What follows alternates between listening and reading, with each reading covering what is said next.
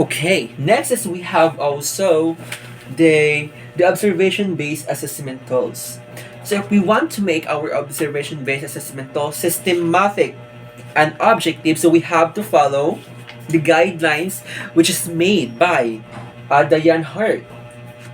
First, observe not only one but all the student. So in this scenario, you have to observe not one student but all of your student. You must observe them. Okay, example for that is when you observe your student in the class, you can able to determine if your student is improving or not, or um, or progressing or not in the class.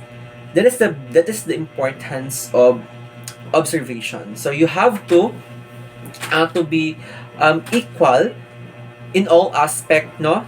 You have to be not just focus on one student, but you have to focus all of them. So you have to treat them equally. That the essence of observations that you have also to observe if you want your observation based assessment tools systematic and organized. Second, as we have observation must be frequent as regular as possible.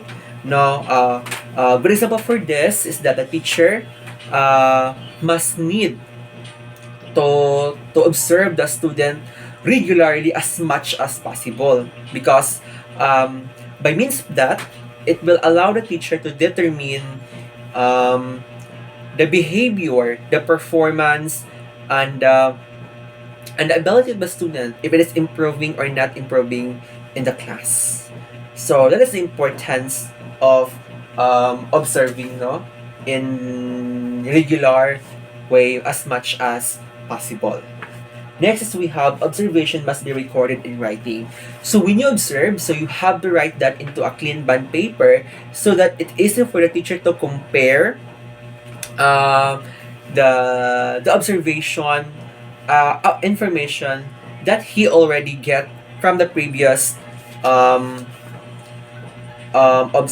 observation from the previous observation. Okay.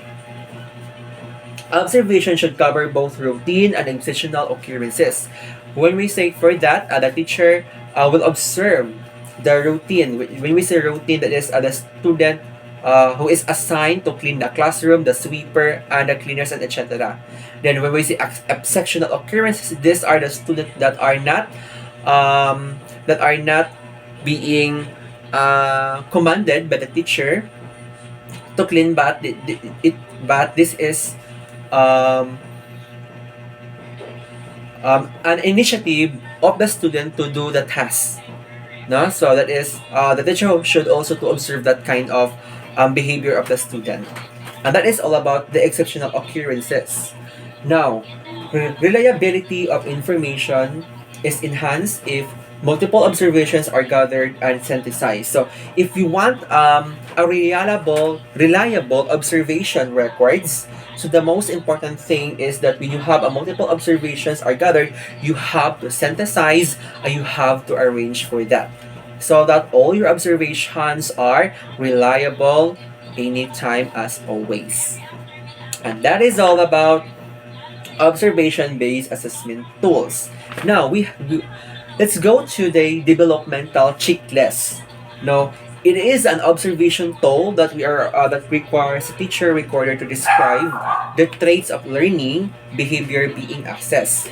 So in this checklist or in this tool, the teacher is the one who records or describe the trait of the learning or of the student. So these are used regularly during the school year to the developmental school year. So developmental checklist gives a moving picture of a student's progress toward the desired competencies. So if there is a desired competencies, then the teacher will able to evaluate the student by means of these tools, by accessing the its behavior. If that student is already performed this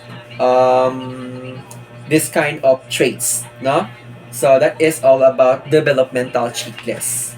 So good example for that is that this example of the developmental checklist, oral and written communication. For example, speak with hesitation. So first is speak with hesitation is at date 1. For example, November 1. Then pagka November 2, pagka December 2, stage 2 na siya, which is speaks in complete sentences. So the teacher will able to put the observation records, the date, no, in a developmental checklist that will determine the behavior or the traits of the student that is being assessed by the teachers or the instructor. That means that the student is that the student is that is the progress of the student, no, that's the progress of the student in such competency.